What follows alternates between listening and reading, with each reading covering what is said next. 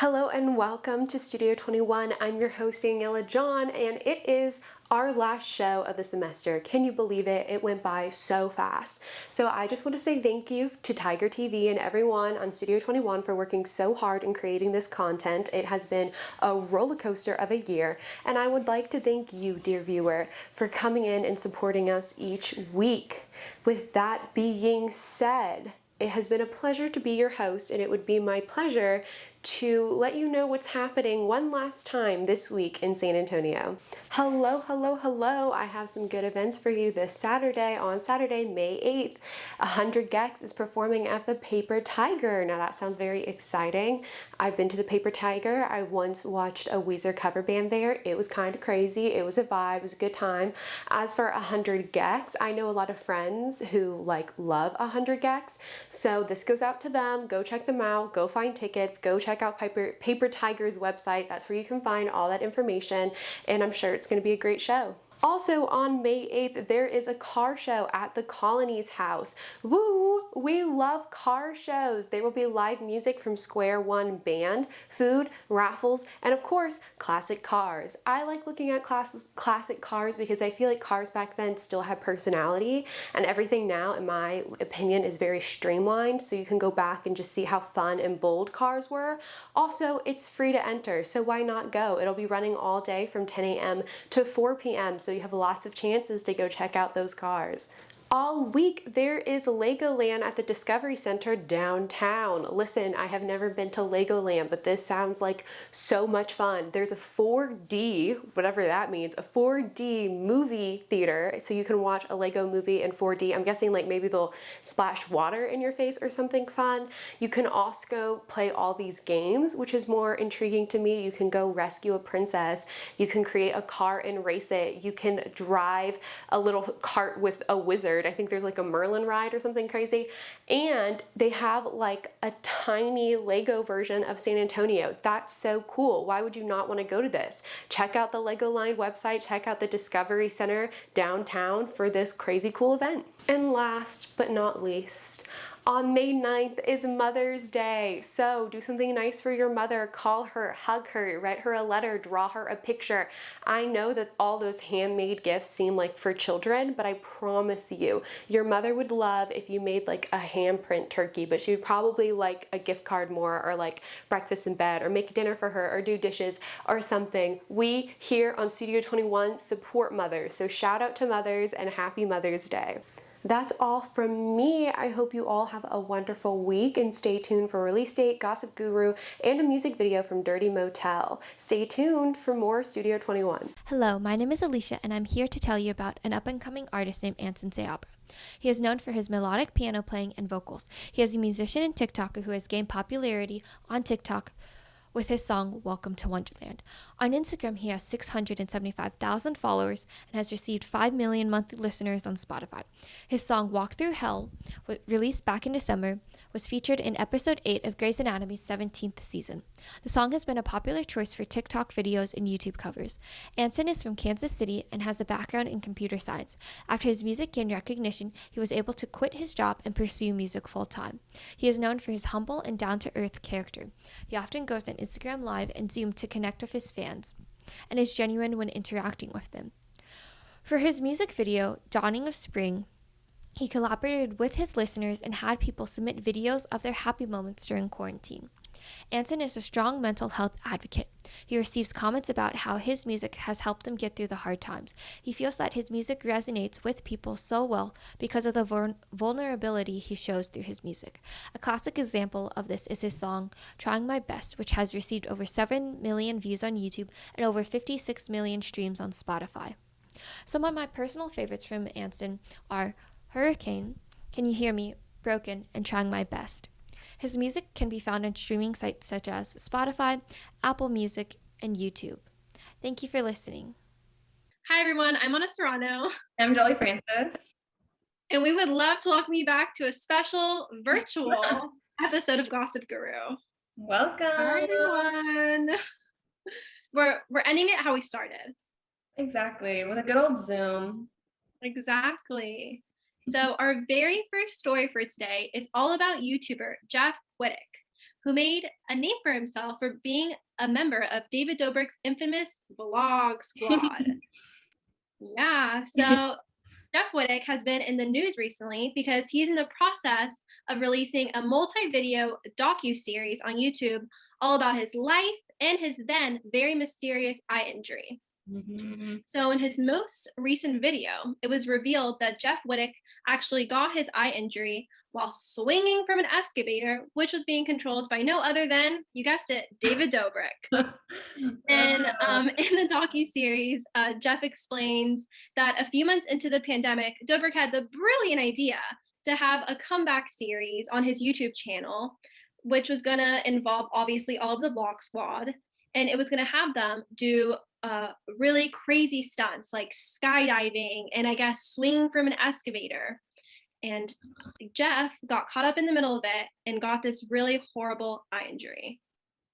It's really sad. So it's insane. The videos he's released so far, they're hard to watch, honestly. A lot of them are censored. You can't even see his eye injury because it would be too gory for YouTube, but they wouldn't allow it on their platform. It's just a lot. Eye popped out of his skull, basically. Pretty much. And him showing. Sorry, go ahead. No, it's all you. I was just going to say that him showing this footage of his injury and his accident is a really big deal because people have been speculating and spreading rumors about his injury for months since it happened on June 2020. And I think the saddest part of his docuseries is that Jeff revealed that David Dobrik hasn't really taken responsibility for what happened, and they haven't even had an honest man-to-man conversation about David Dobrik's involvement in the accident. Which is really sad. I mean, that seems to be a trend with David Dobrik. He can't really take responsibility for anything, it seems. And this is just the newest case coming out. It's true. I know. When we were talking about this earlier, you said people were praising him for being like a COVID safe king because he wasn't posting on his YouTube channel, but in reality, he almost killed his friend. I know. Embarrassing. Yeah, everyone was so happy. They were like, David's not posting during COVID right now. He's so smart and safe, but no, he literally was almost a murderer. And that is the whole reason. Exactly. Oh, it's so messy and so scary. I don't know how you can literally almost kill your friend and then be like, house tour, perfume launch. It's really crazy how, I don't know what's going on there. But it's a lot. No, it's true. And his docu-series is really interesting. I'm excited for the coming episodes, honestly. Me too. I can't believe everyone, because this happened, in June? Everyone's just been keeping hush hush. And they were all there. The whole Vlog Squad, yeah. It was on this little island in Utah for some reason on an excavator. Why? Who knows? Why? It's so gross. It's upsetting. Jolie, what's your story? Yeah, this is a little more lighthearted because that story is honestly a lot for everyone. But the Oscars just happened on April 25th. And honestly, I think I've only seen one of the movies that was nominated. So I'm just going to run through some of the highlights of the night. Perfect. So Mank had the most nominations. It had 10 nominations, but apparently it was not very good. I think it was just pretty. Nomadland really swept. Chloe Zhao, I think is how you say it, won Best Director, which made her the first Asian woman to win Best Director and also the second woman to win Best Director. So, which is really insane. That was for Nomadland, and that also won Best Picture. So the biggest award of the night, it won. And then Frances McDormand won Best Actress for Nomadland as well. So it really swept. But some of the most exciting awards I thought was Daniel Kaluuya winning Best Supporting Actor for Judas and the Black Messiah. I haven't seen it, but I really like him, and he had a really great speech. And then Her won Best Song, which was also for Judas and the Black Messiah. So now she has a Grammy and an Oscar. Doesn't even have her own album out, but whatever, girl. Wow. She's halfway to an EGOT, and I love that for her. That is impressive. That is really, really great for her. It's so random, but I watched the performance and it was really good. So go check it out. And then Promising Young Woman, which is the one I've seen, won Best Original Screenplay. So that was also a really big one. So that's exciting. It seems like women did pretty well. Happy for them. Women did really well. Not the only, but one of the most problematic things of the night was, I think for the first time ever, or like just for the first time in a while, they switched the order of the awards. Because usually Best Picture is last because like that's the biggest one. Mm-hmm. But for some reason, Best Actor was last. I think it was Best Picture, Best Actress, Best Actor. Oh, okay. And everyone was sure that Chadwick was gonna win. But he didn't. Nice. But he did not. They gave it to Anthony Hopkins. And for what? And literally for what? Everyone was really disappointed. They literally switched around the whole award show for Best Actor, and then it ended up just randomly going to Anthony Hopkins. No, that makes no sense. Exactly. It was to honor Chadwick, to give him his time, and they said nope. But I know. They said it was similar to the Grammys. It was kind of like a low note at the very end. Like they were doing so well, right. and then it was just drop off, and then they said good night, everyone, and he wasn't even there to collect his award. Oh, really? Oh, that's embarrassing. So they just ended. They said Anthony Hopkins, and then it ended. But other than that, pretty much every movie like got an award. So they shared the love. They spread the love. They spread the love, and they were so close. They were so close, but they dropped the ball at the very last moment. Very end. Jolie, this is our last Gossip Guru episode. No, we're gonna miss all of you. Thanks for tuning in with us. We had an amazing time.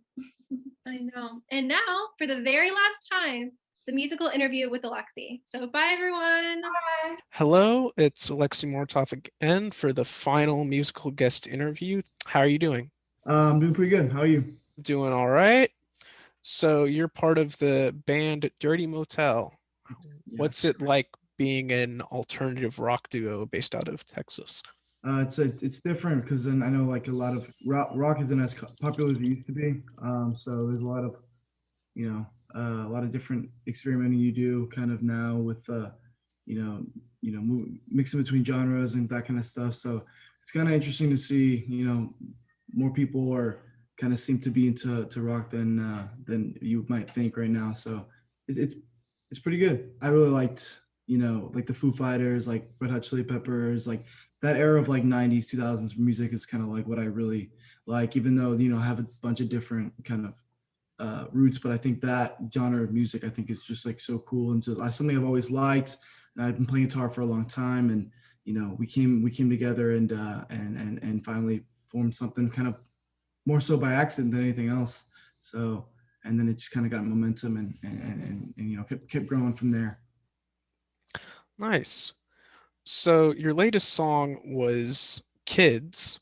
What is that song about? We really wanted, what's just that chaotic energy, just being a kid, not really caring about anything. So that's kind of where it came from. We just kind of messing around on that song, having a good time, and it's all about just high energy, just kind of doing what you want to do. And that's kind of what we did we had a music video too that came with that, and that was kind of the energy that we wanted to bring. We wanted to bring just a chaotic mix of just kind of keeping people on your toes and kind of just making it a little more exciting than deep music is fun and it's cool and it's interesting, but some fun about just rocking. I just plug it in and just having a good time, not thinking.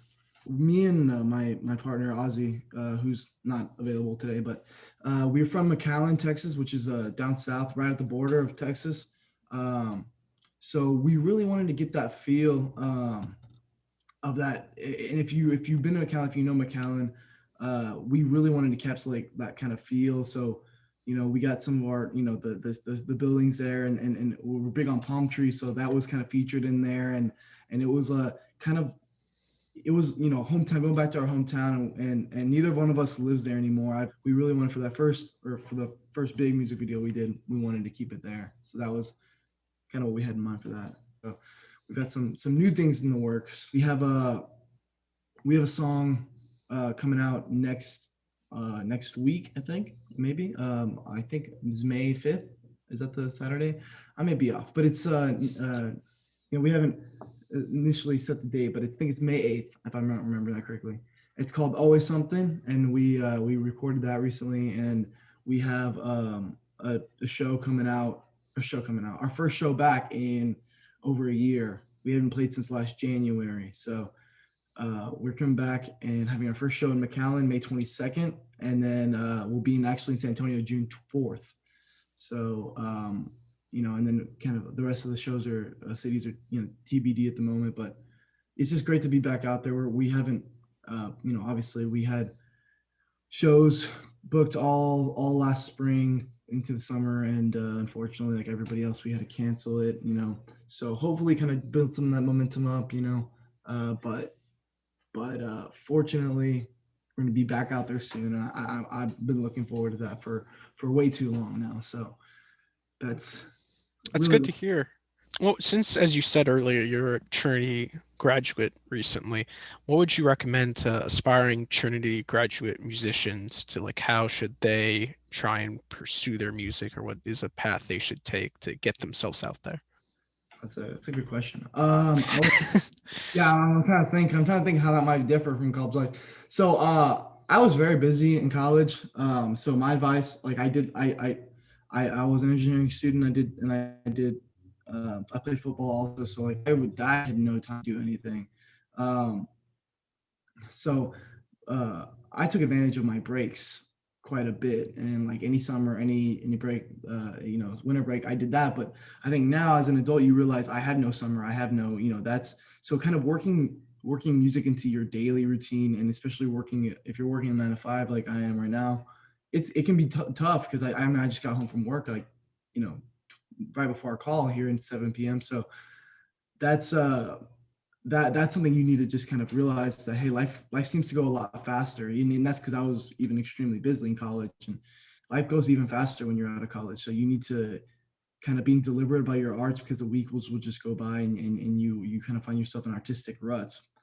As far as getting out there and getting your music out there, I definitely think like everything else, social media is the way to push that. But I think as a college student, you probably already know that. And as far as getting in the music scene, it's just about playing. Just play. Like, and getting connected is very, very important, So, you play one gig and you meet somebody who knows a person who is a promoter at this place you want to play. Well, that's how you're going to be able to play there, because they're not just going to take you off of music, off a YouTube video. They're not going to pick you up. So all about just that, and just being very, like I said, very, very deliberate about what you're doing. Can you plug your social media? Yeah. Yes, you can find us on anything, or not anything. Twitter, Twitter, Instagram, YouTube, whatever. The main ones, I guess. At Dirty Motel Music. So yeah, come check us out there. And all of our music currently is on Spotify and Apple Music and Pandora, everything, all those kind of streaming services. So check that out. Check out Music Kids. The music video came out recently, and be on the lookout. And yeah, if anyone's in the area for June 4th, be on the lookout for social media. We're playing in San Antonio, so love to have Tigers out for that show too. Pretty awesome. Thank you. It's nice having you. This has been the musical guest interview with Alexi Moritov and Sam. Hello, my name is Elyshia, and I'm here to talk to you about Disney Plus's newest Pixar short. On April 30th, Disney Plus released a 5-minute short called 22 versus the Earth. This is a spin-off from their 2020 movie Soul. The movie Soul has been nominated for and won several awards, 2 of note being the Academy Awards Best Animated Feature and Best Original Score. The movie covers topics such as existentialism, finding one's purpose, and discovering the meaning of life and what makes it worth living. The art style consists of vibrant colors, pastels, and cute character designs. If you have not seen the movie, I highly recommend it. Everyone can find something from the movie they enjoy, and the movie's themes are also great discussion starters. 22 versus the Earth is the prequel to the movie and takes place before she met Joe. Within the series, there's a place called The Great Before. This is where all new souls are born. The young souls acquire their interests, personalities, and passion, aka their spark. After acquiring all of those things, souls complete their Earth pass and are able to descend to Earth. 22 is unable to find her spark. Because of this, she no longer wishes to go to Earth and tells everyone going to Earth is dumb. 22 is known by others for her rebellious and satirical character. As a way to find others like herself, she attempts to start a rebellion by rallying a troop of 5 new souls. They call themselves the Apocalypse, and they go around the Great the great before, causing all sorts of mischief. 22's goal is to prevent other souls from acquiring the Earth Pass. If you'd like to find out if 22 is successful in her attempts or you enjoy the movie's art style, I highly recommend watching 22 versus the Earth. Thank you for listening. Hi, I'm Madison Poljan. And I'm Zika. This is Libra the Tiger. Welcome to Release Date. Our movie this week is Shang-Chi and the Legend of the Ten Rings. Originally created in the 1970s for a Marvel comic series called The Master of Kung Fu, Shang-Chi is making his big debut on the big screen this year, and the trailer looks absolutely epic. According to Marvel.com, the film will star Shang-Chi, played by Simu Lim, as he confronts his past following an encounter with the Ten Rings. I watched this trailer the day it came out.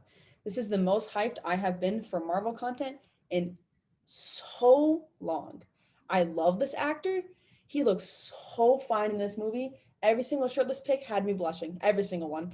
I'm so excited to see him in a butt-kicking superhero role. He's going to do great. I know it in my heart already. I'm also so excited to see diversity finally in MCU. That's very nice as well. And I really hope they do his movie justice and do not do what they did to Captain Marvel, which was just give her such bad writing.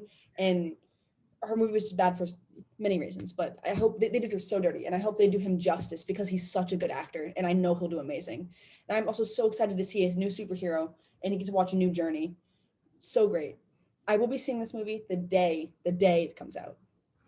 Same. I will definitely be checking out this movie. It looks totally epic. All the fight scenes seem really cool. All the Awkwafina moments are amazing. Peak. I love her. And Simu Lim as Shang-Chi seems like he's going to be incredible. One thing I'm interested in seeing is how, if at all, Shang-Chi fits into the current MCU. I know the Ten Rings is the same organization that kidnapped Tony Stark and Iron Man, and I wonder if they're going to integrate this film with the other Avengers at all. I don't think they have to, honestly. I think this would be really cool as its own standalone movie, but I think it'd be fascinating if they did. Shang-Chi and the Legend of the Ten Rings comes out in theaters September 3rd, 2021. So everyone remembers Mies from the Wii era, right? Creating them, wonderful. We'll get ready for an all-new, family-friendly RPG adventure game called Miitopia. You can create your own Mies and give them roles to play in your adventure world as you defeat the face-stealing evil Dark Lord. Each Mii you create is fully interactable, and you can build the relationship more and have personality interactions, like doing push-ups, making food. Great. It's great. This is officially my new favorite game. I haven't played it yet, but it's my new favorite. I love it. It looks totally adorable. I love how you can customize characters to be friends, allies, or even the Dark Lord. My siblings and I make Miis all the time. Miis based on people we know, Miis based on characters we love, Miis based on foods and bugs and other wild, weird things. So I'm super pumped to put some of these into action. Like you said, I spent so much time editing Miis, making Miis. Have my whole family member, or all my family members as a me. I miss spending hours getting them just right, and I can't wait to do that again. I will be spending days on this game, making any grudge I've ever had, someone's gonna be the Dark Lord. Like, that's how it works. This game looks so fun, and it's like all ages, so it's kid friendly. You don't have to worry about anything. And it seems like it has hours of possible play. And I'm so glad they gave depth to the Mii. You can give them personality traits. You can have interactions based on their personality traits. That's so cool. You can give them jobs and roles, they can fight with you against everything. That's so cool. This looks like a really cool RPG, and I can't wait to see the reviews that come out and then buy the game and get it for myself. Miitopia comes out on May 21st as a Switch exclusive. That's all for now. I'm Madison Poljan. And I'm Zika. Thank you for tuning in to the last release date of the semester. See you in the fall. Bye.